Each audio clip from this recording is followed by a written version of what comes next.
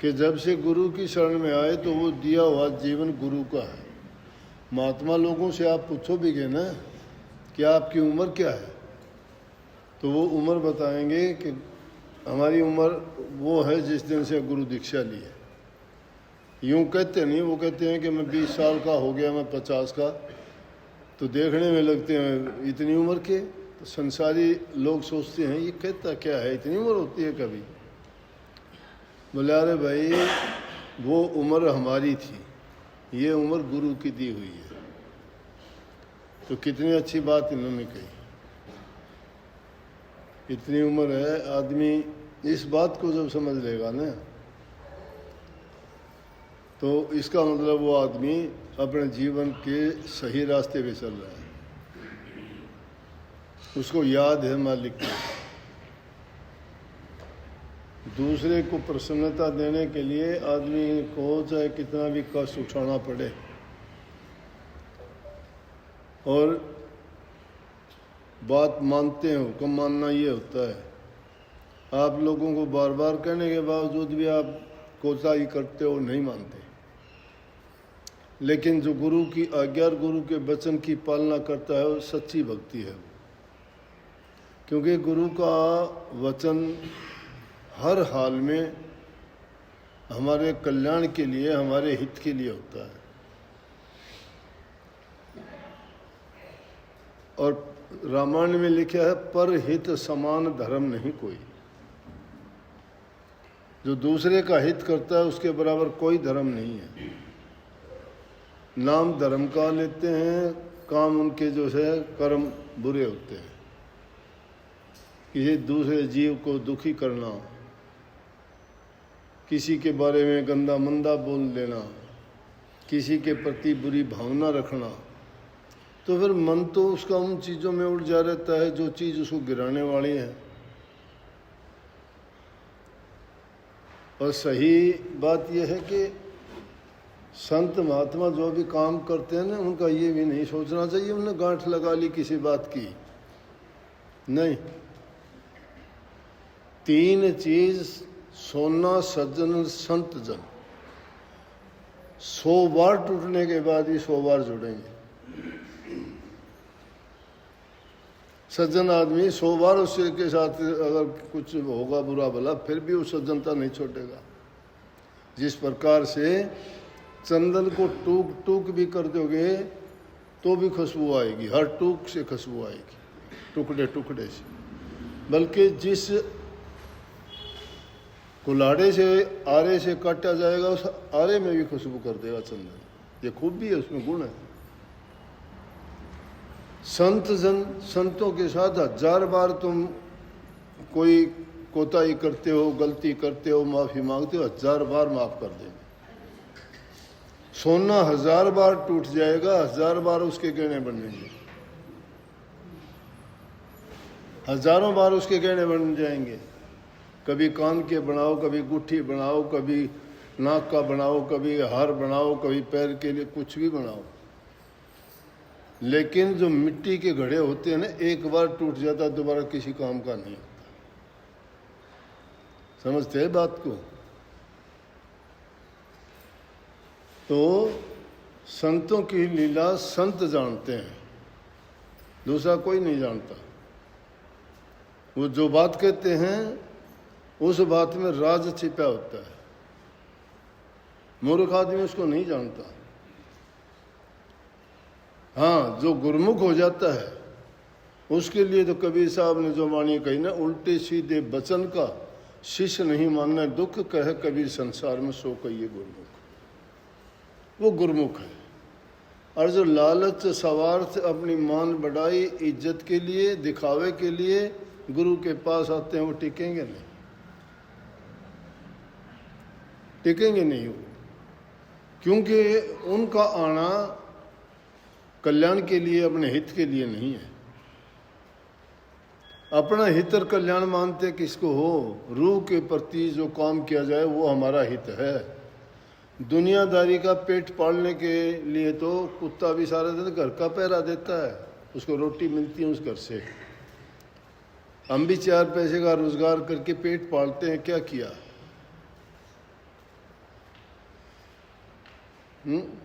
खाया सोया।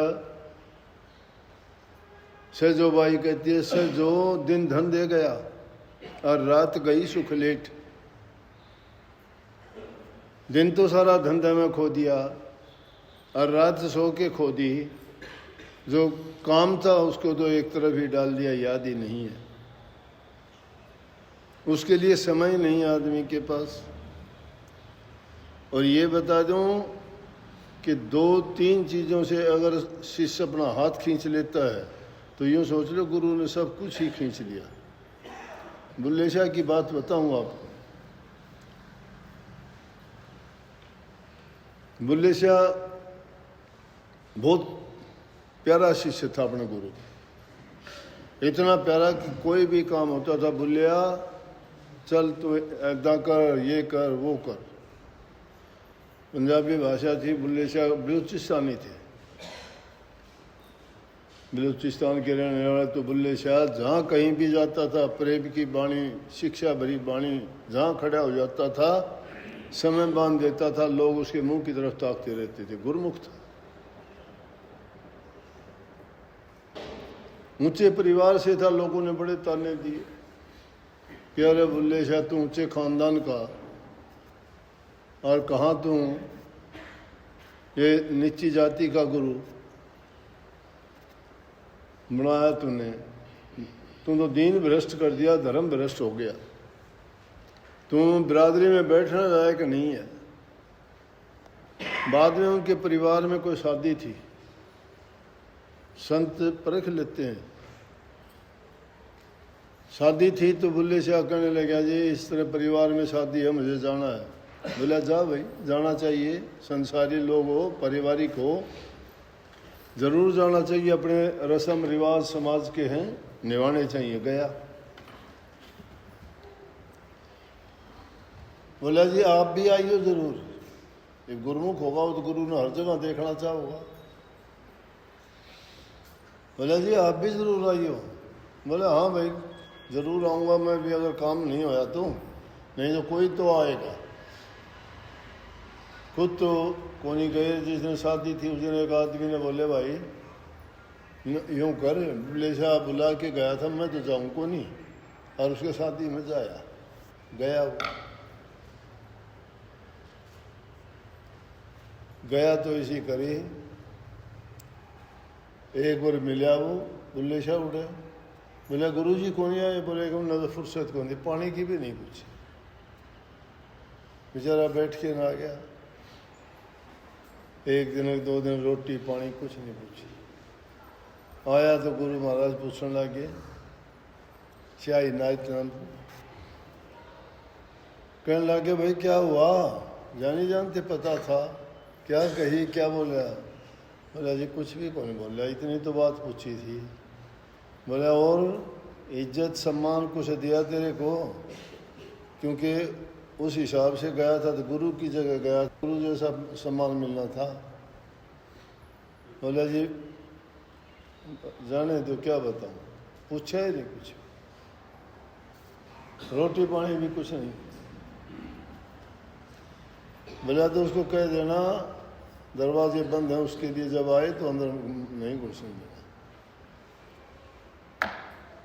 आया बुल्ले शाह, सारा काम खत्म करने के बाद में गेट बंद, पहरेदार बोले बाहर। बोले अरे तुम कौन होते हो बाहर करने वाले?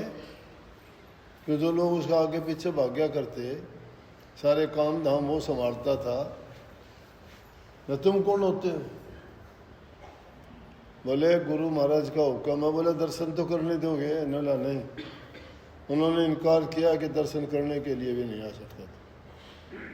बैठा रहा कई दिन, लाख कोशिश करी, दर्शन नहीं दिए।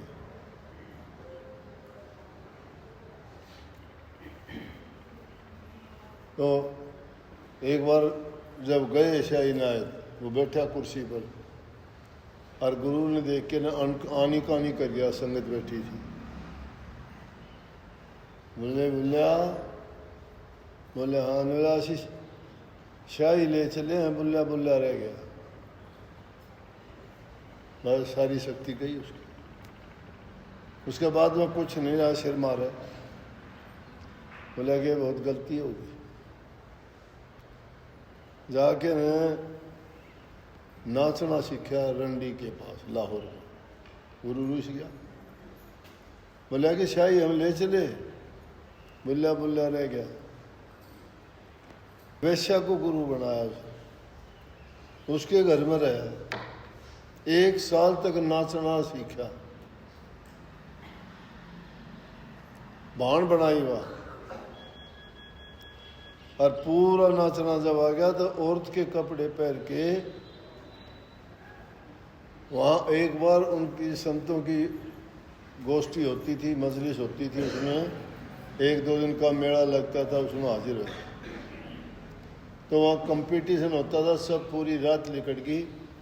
शाह इनायत वो स्टेज पर बैठे रहे और वो झरोखा मैं देखता रहा, दर्शन करे, बहुत दिन हो गए थे ना, दर्शन करके मस्त हो गए कि चलो गुरु के दर्शन तो हो गए, लेकिन बुर्का पहन रखा, अपना मुंह दिखाया कोई।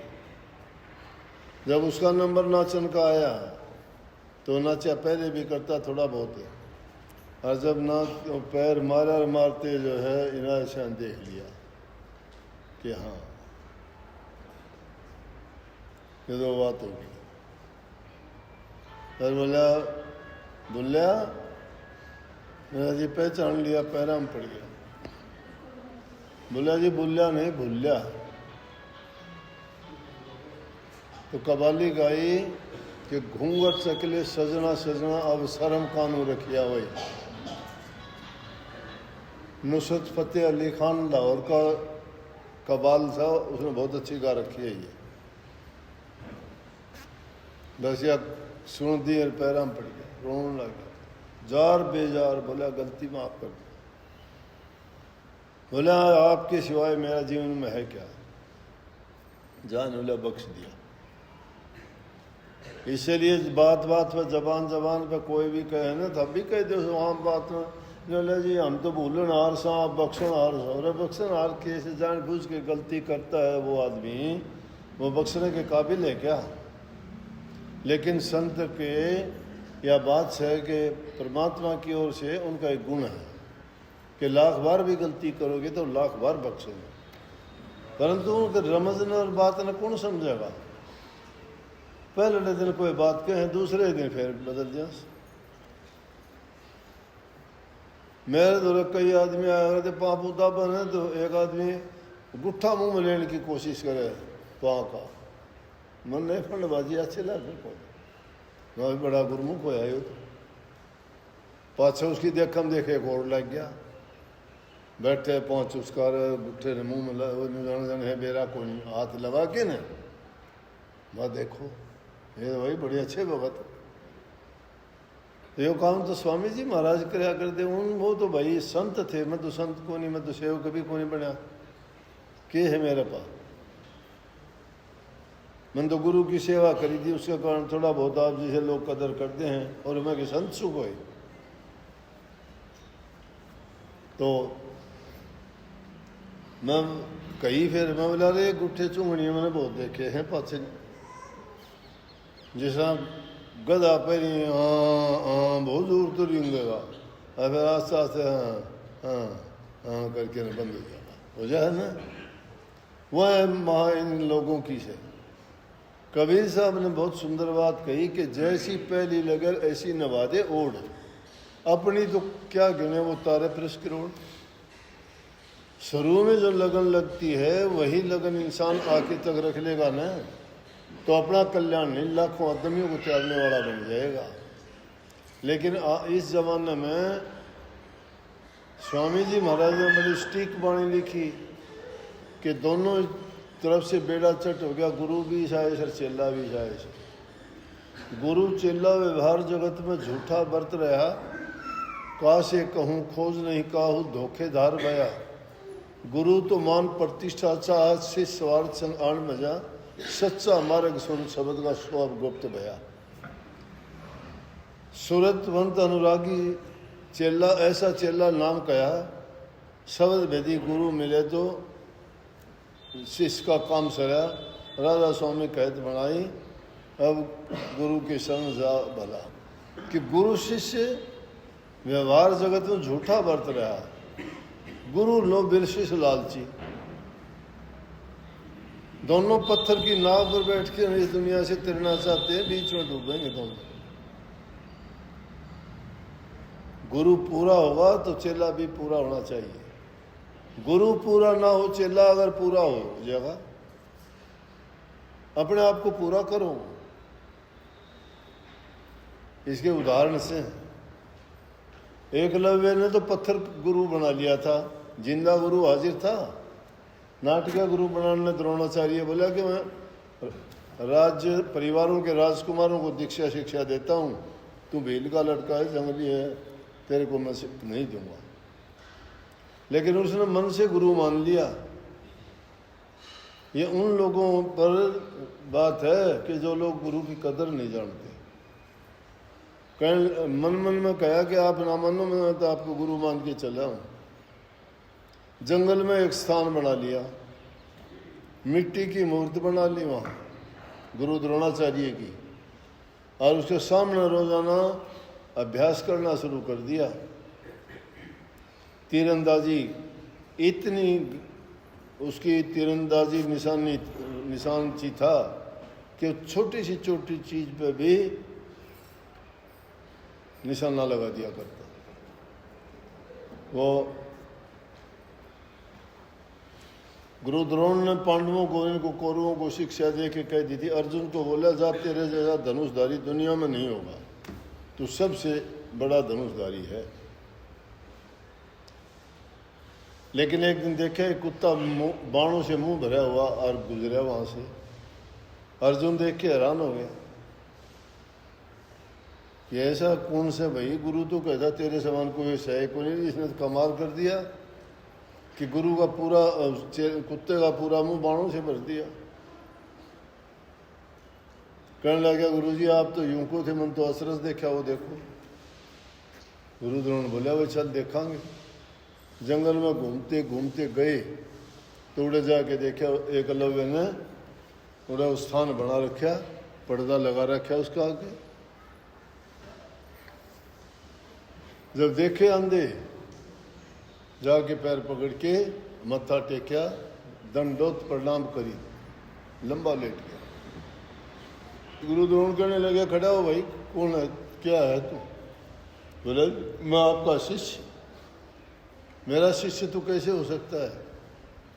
मैंने कभी तुझे दीक्षा दी नहीं, मैं तो इनको राज परिवारों को देता हूँ, और मेरा शिष्य होता तो मुझे पता होता तू कौन है। बोला, जी मैं आपके पास गया था, आपने मुझे स्वीकार नहीं किया था, लेकिन मैंने मन में मान लिया था कि आप मेरे गुरु हो।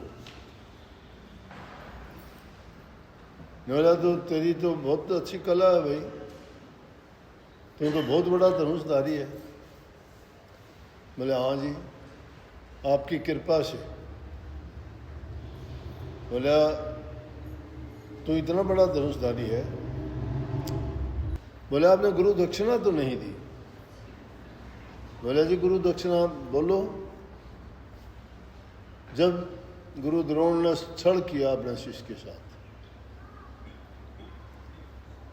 उसका दाएं हाथ का अंगूठा मांग लिया। अंगूठा मांगने से वो तीर चलाने के काबिल नहीं रहेगा। कबीर साहब ने इस बारे में बहुत अच्छा बोला। कबीर साहब कहते हैं, शिष्य को ऐसा चाहिए गुरु को सर्वस्व दे। चेला दिशा हो, अपना सर्वस्व गुरु को सौंप दे, लेकिन गुरु को ऐसा चाहिए शिष्य का कुछ नहीं दे। शिष्य तो अपना सब कुछ अर्पण कर दे, लेकिन गुरु को चाहिए कि उसका कुछ नहीं ले। गुरु लोगों को खुशी देने वाला, उनको हर चीज से उनकी पूर्ति करने वाला, उनको भिखारी बनाने वाला नहीं। आजकल के गुरुओं की तरह से बहाना लगा दिया कि 10% कमाई का हमने दिया करो। हम क्या करोगे भाई? हारा के काम, गृहस्थी आदमी है, बच्चे हैं, संतान है, उनका लालन पालन करेंगे, उनकी पढ़ाई लिखाई करेंगे, उनकी जिम्मेवारी है। उनकी नेक कमाई में से 10% उनका तो हित होगा फिर भी, क्योंकि वो अपने दिल से देंगे। और जो दिल से देता है वो चीज़ फलीभूत होती है। एक दाना भी अगर कोई डालता है, हजारों दाने पैदा कर देते हैं वो। दान पुण्य और नेक कमाई का दिया हुआ एक पैसा भी उसका हजारों वापस उसके पास बन के आता है। और जो अपना हाथ से कोड़ लेता है, अगर वो गलत दिया गया तो उसको कष्ट भी भोगना पड़ता है। ये भी बात है। तो वो करी कि भाई शिष्य ने सब कुछ दे दिया, मांग बोले अंगूठा दे दे, काट के चक्कू और काट के बोला ये गुरु दक्षिणा दे दी। इतिहास बन गया, वो शिष्य माना गया, उससे बढ़ के शिष्य नहीं। इतना समर्पित शिष्य जब मिल जाए है, उन लोगों के कारण जो है ऐसे धरा पर धर्म जीवित है। इन पाखंडे और लुटेरों के कारण नहीं है। इन कान पढ़ाने से कोई महात्मा नहीं बन जाता, दाढ़ी रखाने से कोई सिद्ध नहीं हो जाता, कपड़े रंगाने से कोई जो है परमात्मा का रूप नहीं बन जाता। ये तो एक आडंबर है, एक पहनावा है, एक पहचान से। झूठी मान बढ़ाई बन जाती है उससे। संतों ने सीधा साधा जीवन में बताया कि सर्दी से बचने के लिए अपने शरीर के लिए थोड़ा मोटा कपड़ा हो, गर्मी से धूप और उससे बचने के लिए पतला हो, खान पान भी उनका एकदम सीधा साधा सात्विक हो, और एक आम आदमी की तरह से तो जिए, लेकिन अध्यात्म में उन्नति करे, अपनी वासनाओं को त्याग के शब्द भक्ति करे। शब्द भक्ति का मार्ग गुरु के बिना नहीं खुलता। बिना गुरु जो शब्द में पसते सोनर भी मूर्ख जान। शब्द खुलेगा गुरु मेहर से, और किसी की नहीं मजा। राधा